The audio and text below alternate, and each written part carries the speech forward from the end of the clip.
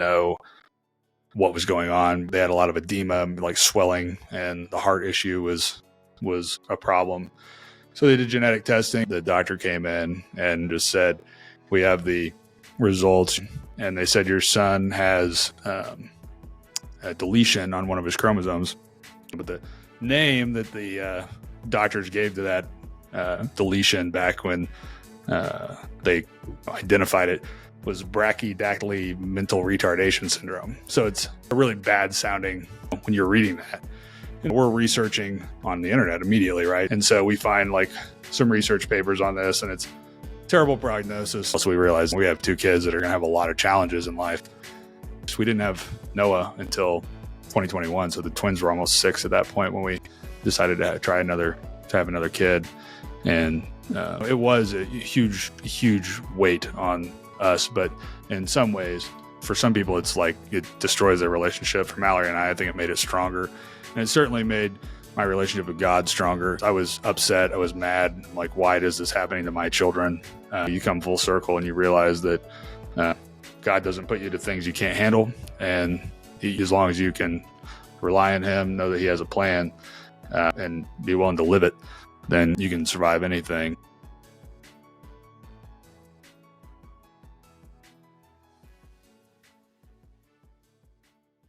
Scott Fitzpatrick here with me, husband, father, entrepreneur, leader in the state of Missouri, and an intimidating presence on the basketball court. Welcome.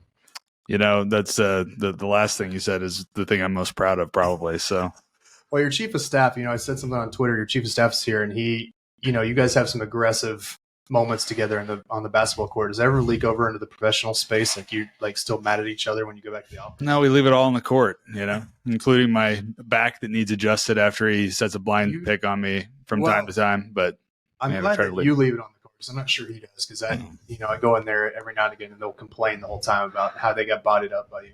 Well, are we finally figuring out what happened to the side of my car? Somebody scratched the side of my car with a mystery, and Brandon's the one investigating it, but maybe we got the wrong person looking into that. You need a Tesla because they have the cameras along the side, and then they can record everything that happens. Well, that's what my wife has. So you told me about that. Yeah, she. It's quite interesting. It's already been involved in a couple of little incidents. So. Oh gosh. Well, you got the cameras, so now you know what's going on. That's right.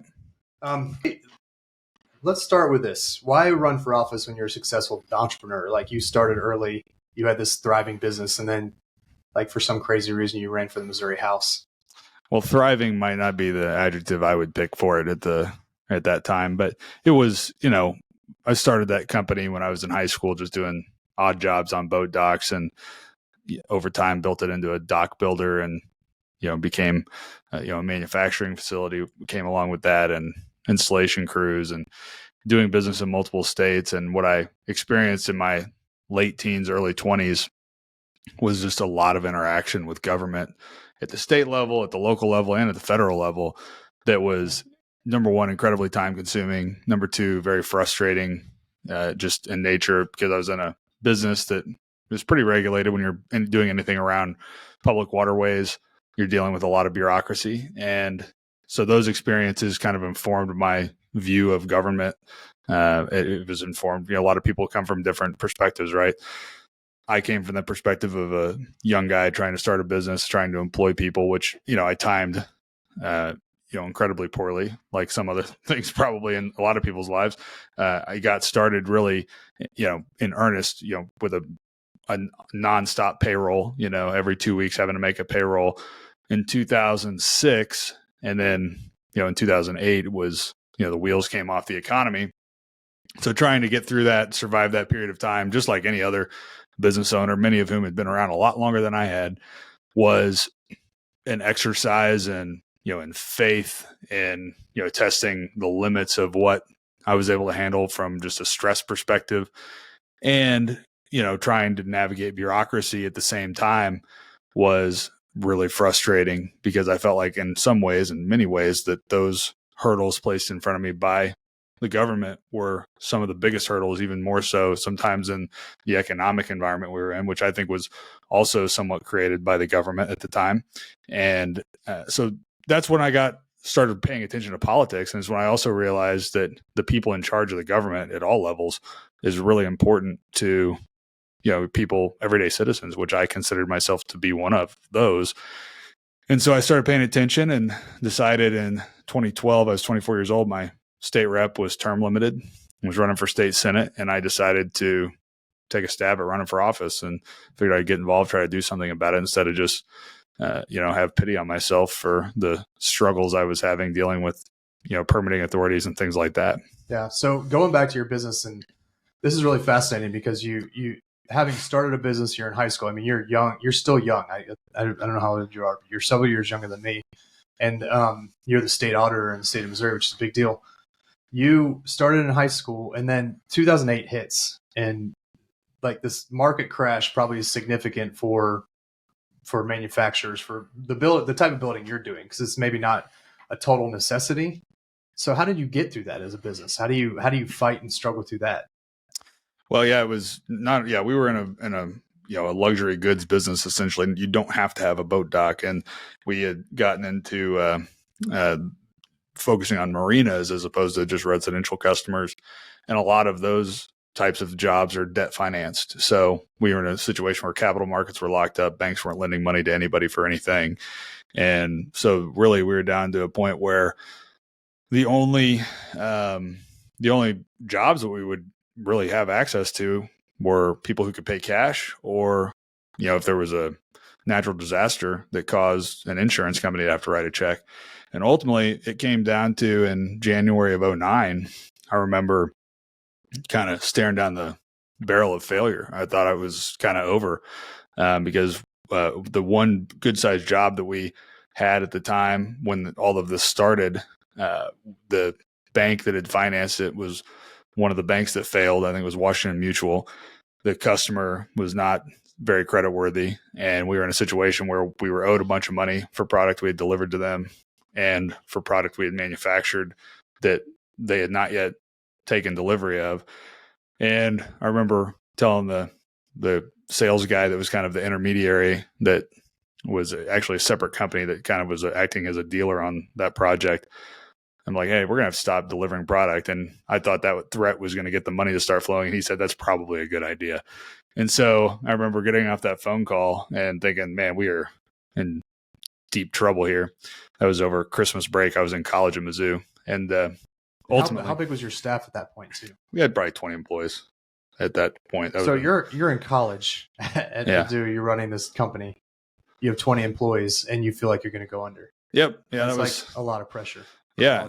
And the thing that broke, and this is one of those things where, a lot of people, like the small examples of things that happen where your faith is grounded in. So it was like January of 2009.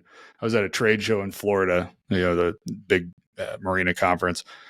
And I remember we had a big ice storm back home down at Table Rock Lake, and it collapsed a bunch of docks and generated a bunch of business on Table Rock Lake. Not a ton, but enough to like keep the wheels turning. It was like one of those natural disaster things. An insurance company had to write a check, and that money, a lot of that money ended up flowing our way. And then about a month or two after that, there was a tornado that went through in eastern Kentucky, and we had been doing this advertising thing with, at the time, it was, I think, Yellow Book. We were paying like $2,000 a month to be, anytime anybody searched dock builder on Yellow Book, which was apparently one time ever, we were the first result to come up anywhere in the country.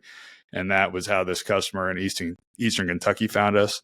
And we got a good job out of that. And then there was a fire at Lake of the Ozarks at a marina there that we stumbled across and got a job out of there. So we got 3 projects that were good sized jobs because of 3 separate natural disasters that essentially bailed the company out until calmer waters came. That's crazy. It was driving me nuts. It's not very centered. We starting over? No. I'm just going to edit that part out. So it's very easy to carve that out. Sorry. We were in a nice little thick part of it. I'm like, hey, let's stop this for a second and get off of this touching subject for me to fix the camera. Oh, it's not that. Yeah, it's not that touching. It was just I think it is. I think that part of your story, like the reality of it, is not all like rainbows and sunshine for your story. you are a successful entrepreneur because you got through stuff like that, but it's because as a result of really hard things. And I can't imagine being a college student and having 20 people's lives on their livelihood in your hands.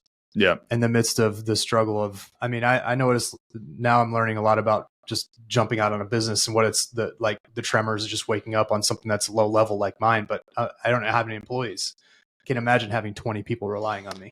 Yeah, we owed. I think I owed my primary steel vendor like $300,000. Had a line of credit that was about the same amount that was maxed out at the bank, and so that was and it was my hometown community bank.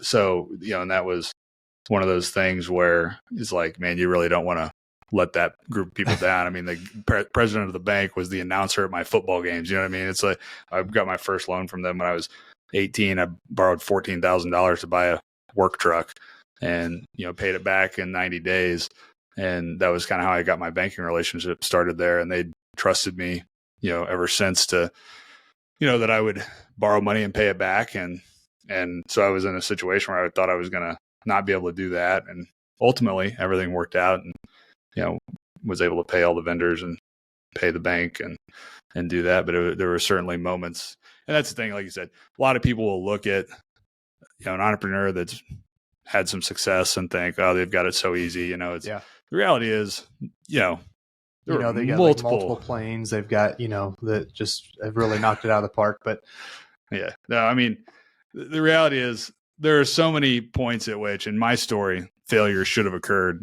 and didn't, or at least could have occurred. Yeah. I didn't do this right. I went in, I didn't have a business plan. You know what I mean? I just was shooting from the hip, winging it, and it just all kind of. Is that a plan from one of your staffers? They say, can you take a little dig at Travis and his business plan in your talk? Because I'm getting a lot. That's another complaint I have with your staff is like a lot of shade on this media thing that I've started. Hey man, like, what's your business plan? They're like, one of your staffers is always asking me about it. Well, I didn't have one, so you can just tell them. See, it's a possibility. You can just tell them if you think a business plan is so important, you should find a new job because your boss didn't have one. I think he should find a new job. I think that's a great path for him. Now, when does Mallory show up in this whole story? Your wife, she's this terrific lady. When did you meet her? Was this in the midst of all this struggle, or was this later?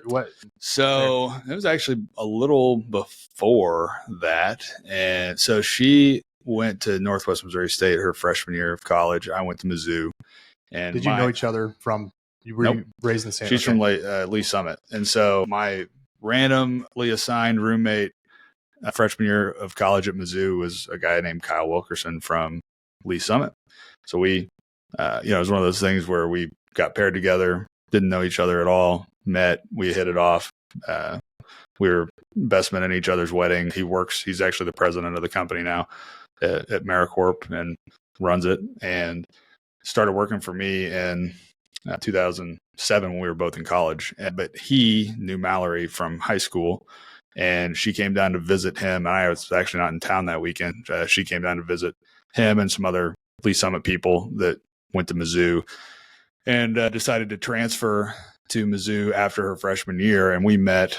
And so at the beginning of our sophomore year, when she transferred to Mizzou, and we're hanging out in the same friend group and started dating in early 2008. So it was actually, right in that time frame, she was going through that whole experience with me when I was shouldering all the weight of the potential failure of business. One thing I always tell people is that I really didn't have a lot to lose in 2008. I was 20 years old. And I didn't own a home. Really all I had was the business, right? And I had put a lot of my, blood, sweat, and tears into that business, working, 16-hour days. When I first started, I was out there building docks with the guys and keeping the books on my own at night. And so losing that would have sucked. But at the same time, I didn't have a family. I didn't have kids relying on me. I didn't have a wife. It was a totally different ballgame. So I actually have a tremendous amount of respect for people who take that leap of faith later in life, because I'm just telling you, like right now for me to, go risk everything to start a new business, would be a tough decision. You know what I mean? That was as challenging as those times were. The reality was the worst case scenario for me was I filed bankruptcy. My credit was bad for 7 years or whatever. And then I'm starting over, which I didn't have much to lose anyway. You guys have always impressed me as having a really good relationship for people that are in politics. I observe these things because I think that these marriages fall apart as a result of the pressure that goes along with being in politics. And so it really fascinates me how Mallory shows up in this time where it's probably a crucible for her too, to be in this relationship with you, not married yet. And you going through what you were going through, how much did you lean on her at that time before you even married to, or was it just like, she's helping me process some of this? And my recollection is, and hers may be different, was that I shared some of those in the worst moments. I shared some of what was going on with her, but I've always tried to not burden other people with my problems. It's just the nature of men, I think, to try to like contain their own emotions and keep their problems to themselves as opposed to projecting them onto other people. That being said, I do think that there were times where it's like the challenges I was dealing with in business, you can't wall that off entirely from your personal life. And so she definitely saw me stressed out from those things at that time, and stuck with me through it all. There was probably points in time where she's like, oh, this guy's gonna go broke. Do I really want to be with that guy? But we made it through. And I mean, as far as the relationship goes, every marriage has ups and downs and challenges, and ours is no different. But we've been through a lot together, from that to having twin sons that have special needs, to just going through family challenges together with her side of the family. She has an uncle with Huntington's disease that is just a sad situation. And so we've been through a lot together, but we're also like immeasurably blessed to have loving family around us. We have 4 kids together that we love and get to be with a lot. And it all just comes down to, like you said, I mean, it all just really comes down to priorities, and in terms of how you didn't say it, I'm saying it now, I guess, but you probably think it. And, it comes down to how you prioritize your time, and how you spend that time. And that really has a big impact on how your marriage is going to be. Yeah. Going back to your twin sons with special needs, I think just touching on this really quick, I remember when you had your sons, and I could just tell you were in the fire early on because there were so many dynamics to their health. Can you speak to that, being busy, kind of running the state's budget and having your wife taking on a lot of weight, you being gone, and there's several aspects to it, but you kind of talk about that time in your life and how you guys made it through that in the midst of that fire. Yeah. The twins, it was by all kind of accounts, it was a normal pregnancy up until basically a week before they were born, and they ended up being born 9 weeks early. So we went in for just a checkup, an ultrasound, which she got a lot of ultrasounds when it was with twins, and we were doing an ultrasound. I guess it would have been the first week in November, and the ultrasound tech said, this baby A looks like, they call him baby A and baby B. So baby A looks like one side of his heart is maybe a little bit large. And so the doctor referred us to a high-risk OB that we had an appointment to see the following Monday. So that would have been November 9th.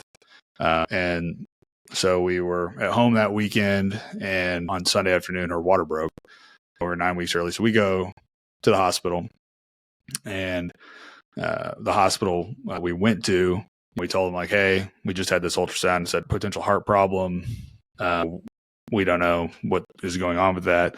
And they said, well, you need to be somewhere other than here. So they actually brought in a helicopter, flew her to Springfield, to Mercy in Springfield. And so I ended up driving over there. It was late at night, and the boys were born the next morning, despite their efforts to keep her from having them that early.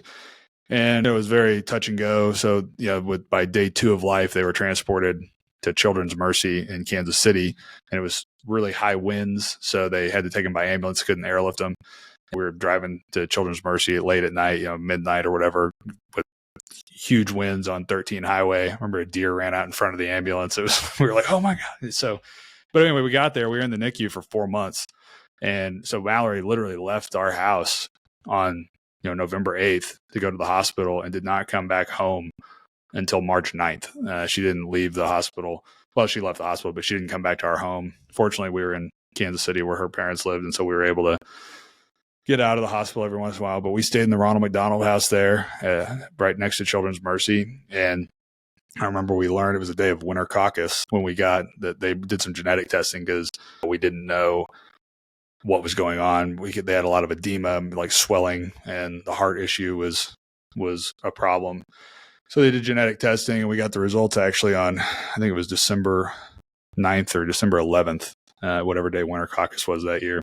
And the doctor came in and just said, we have the results. Your sons, or they only tested Luke at that time. And they said, your son has a deletion on one of his chromosomes. It's 2q37 is the area on the chromosome. But the name that the doctors gave to that deletion back when they identified it was brachydactyly mental retardation syndrome. So it's a really bad sounding when you're reading that.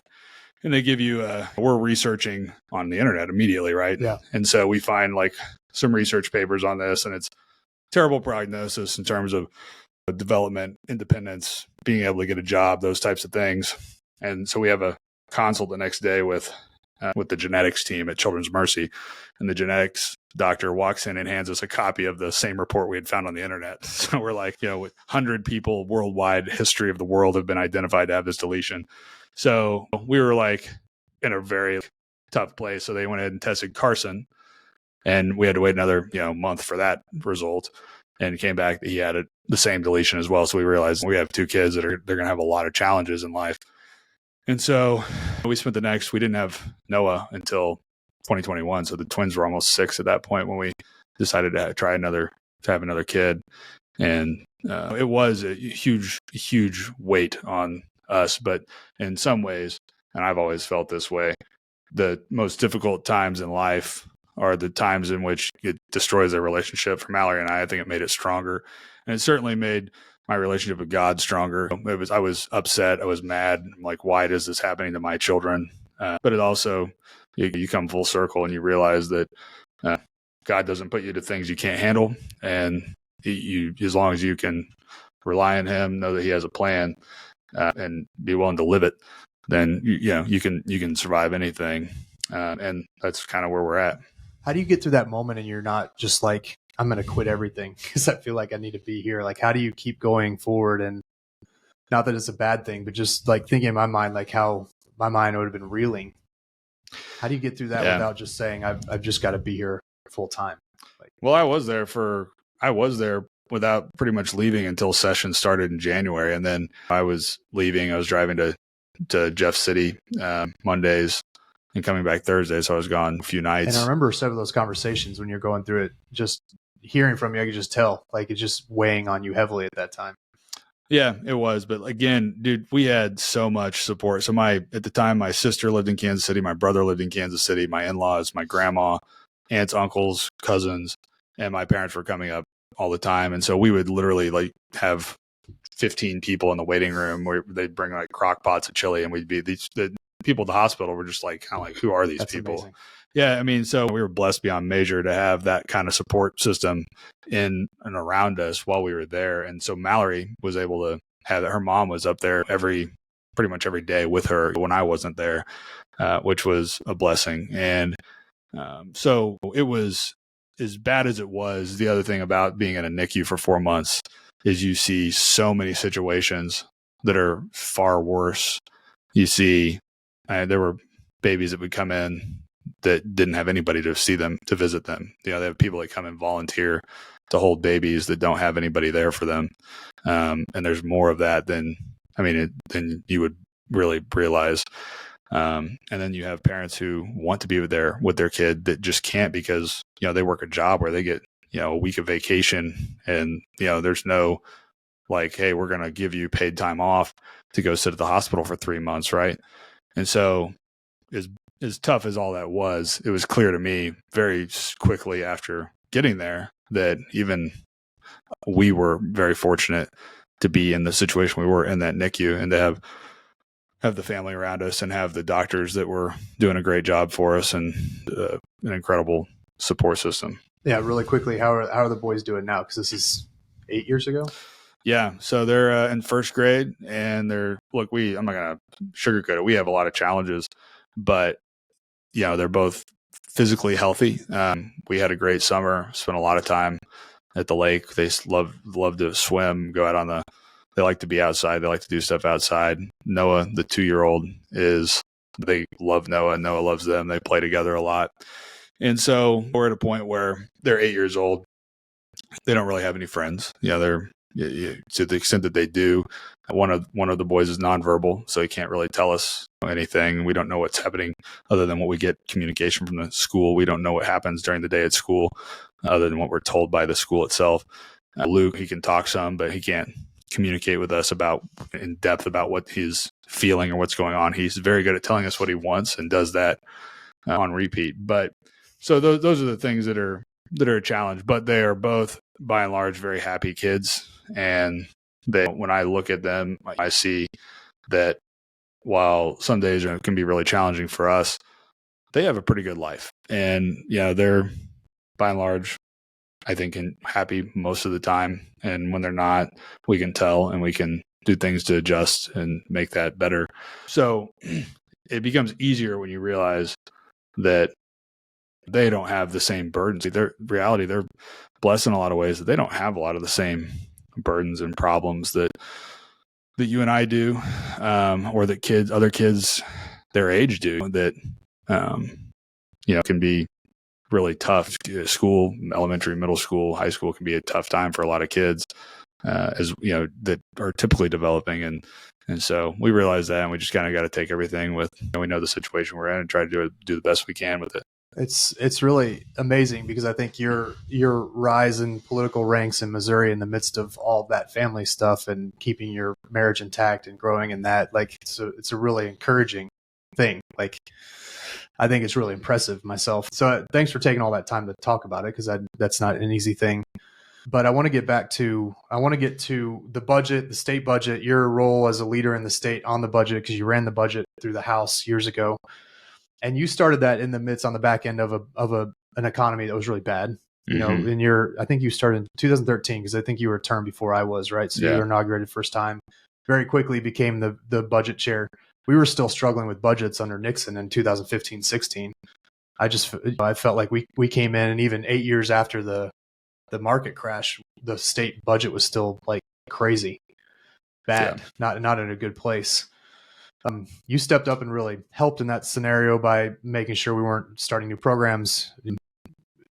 So talk a little bit about that, how you came in and your business experience impacted your ability to lead the budget in the state in a hard time. So when I got to Jeff City, I knew why I was there, right? I knew we all know why we want to run, or if you're doing it for the right reasons, you have a reason you want to be there other than just for the notoriety. For me, it was just like I was so frustrated with government and bureaucracy that I just wanted to be on the other side of them to try to hold them accountable for how they spend our money and how they treat taxpayers. And so when I got up there, I knew that was why I was there, but I hadn't really given a lot of thought to how I was going to do that. And so, it's the first time you roll in. After the election, you have to fill out a sheet with your committee preferences, right? And I was like, man, what committees do I want to be on? So I actually started talking to some people around. I talked to some of the staff, including some of the nonpartisan staff, when we went on the freshman tour. And I decided I wanted to be on the budget committee, because that's the one area, one committee where you can pretty much touch every kind of policy area that there is in state government, as well as having a role in overseeing the executive branch, which in my view needed a lot of oversight that it wasn't really getting. And so I was able to get Speaker Tim Jones to appoint me to the budget committee. And that was my first year, was just asking a ton of questions and I think that I asked questions that maybe a lot of people wouldn't want to ask because they're afraid they would look stupid or something. And I just didn't care about that. I was already at a point where I was 24 or 25 years old, and most people probably thought I was stupid anyway. So I just asked the questions I wanted to ask, and people, I guess, thought they were good, because a lot of people were like, man, that was a good question. I kind of wondered the same thing. And I was like, well, I'm glad we both benefited, But I remember that first year, revenue grew 10.1%. And I was like, man, if we get 10% revenue growth every year, this is going to be easy. And then the next year it was a decline. We like went down like 1% or something. I was like, oh, okay, this is how it works. And the reason was that was at the time where the Bush tax cuts were expiring. And so there were a bunch of people rushing to get their capital gains in and paying tax on capital gains. It was a one-time revenue item. And so I realized, look, we've got a lot of tough decisions to make here. And I really just tried to focus on, because we the way we were budgeting, we were giving, it was Governor Nixon at the time, we were agreeing to ridiculously high revenue estimates and then planning to spend every dollar of that estimate. And then the first time anything didn't go according to plan, whether it be that we needed a supplemental or that revenue wasn't quite going according to what we had assumed, we would end up in a situation where Governor Nixon would withhold money from the budget. And that was frustrating to a lot of us. But at the same time, it was our fault. We were the ones who were agreeing to these revenue estimates that were too high. We were the ones that were appropriating every single dollar of it because we wanted to make everybody happy. And the reality of budgeting is you can't make everybody happy and do a good job. You can't do that. You can't do both those things. Now you can now, but maybe not this coming year, but maybe not this coming year. But but back then it was not an option. And so when I became budget chairman, my goal was not to be able to write home about all the things we spent money on. My goal was to be able to write home, because we would always at the end, the talking points were always, oh, we passed a balanced budget. And it's like, I don't really want to say that because I don't think we did. We just, everybody says we have a balanced budget requirement. Well, the reality is we can't deficit spend. We can't we can't borrow money to fund our ongoing obligations of state government, like some other states that issue, tax anticipation notes where they borrow against their future revenue. But the reality is, if we don't make sure that doesn't happen, the governor does. And we were giving that power to the governor. And so my goal was, look, we're the people that should be making the decisions about when there's a shortfall of revenue, where that's going to come from. And so that was what my goal was. I did want to fully fund the foundation formula for schools because we had not been doing that. We were able to get that done, but we were also able to set money aside at the end of the budget to say, hey, if we don't collect as much money as we think we're going to collect, or if we know we're going to have a supplemental for Medicaid, meaning our Medicaid projections are probably not accurate, it's probably going to be more than that, we've got some money set aside over here in our budget to pay for those things. And that was the biggest thing that I felt like I was going to leave the General Assembly with, was like a shift in how we viewed that process and what our responsibility was. And to the credit of the people that have come after me, Cody Smith has been a great budget chairman in my view. He's done a good job of defending that approach of setting money aside.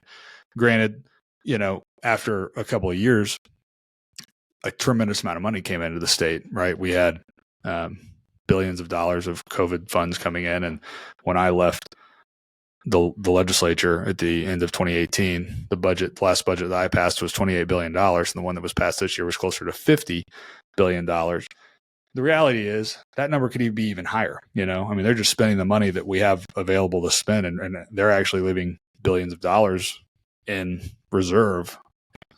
It's interesting. I've been talking to Lincoln Huff about it and he's the appropriate chair in the Senate, and he's got incredible power over the budget in a lot of ways. And I said, like, next year, will this budget go down? Because it almost feels like it has to, because all this the federal dollars and the COVID money is going to go away. It's all one-time money. And I hope to see the budget being reduced. Now, I think we spend it on infrastructure things, one-time things, and not a lot of ongoing new programs, which, programs never go away. But I really wonder if it's going to be much lower this next year. It'd be really interesting to see you're an expert on the budget. What do you foresee happening? Well, yeah, the budget is one number, and then the money that we actually spend is another number. So I think the last budget was like $48 billion. I think we ended up spending about 40. And so what was happening was a lot of which is still a lot more than what we had spent in prior years. The budget's still up probably 50% in terms of the spending is up probably 50%. The reality is, when that money from the pandemic era program starts to expire, revenue, and we're getting enhanced Medicaid match because of the timing of the constitutional amendment to expand Medicaid, just happened to fall in the period of time where there was a special provision in federal law that just gave an enhanced match on Medicaid reimbursements to states that expanded Medicaid in that time frame. So we got a bunch of money from that. So the budget is going to necessarily go down. I mean, it will have to, but in the meantime, I mean, there's a lot of money being spent on a lot of different things. And there are new programs. There are a lot more programs that have crossed certain thresholds that require them to be audited per the single audit requirements from the federal government. And so that's actually spread our resources in the auditor's office pretty thin. But there's just more opportunity for fraud now in the administration of these funds, not necessarily, obviously, in the appropriation. It's a very public process. There are lots of special interests involved in that process, and everybody knows about that.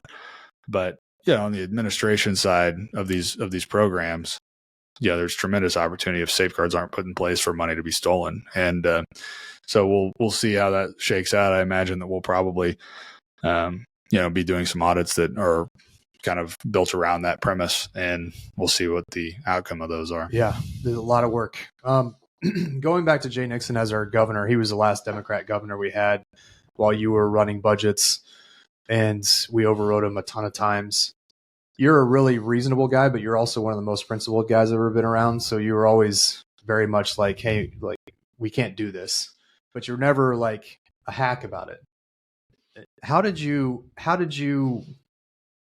have put your foot down with Governor Nixon, but still have a relationship with that office? Because you still have to work, you still have to work with the executive branch. You still have to at least have some understanding of what's going on, and department heads, which you were holding accountable at all times. Like, what'd that look like dealing with a Democrat governor that we were overriding all the time and saying, hey, your budget's not great?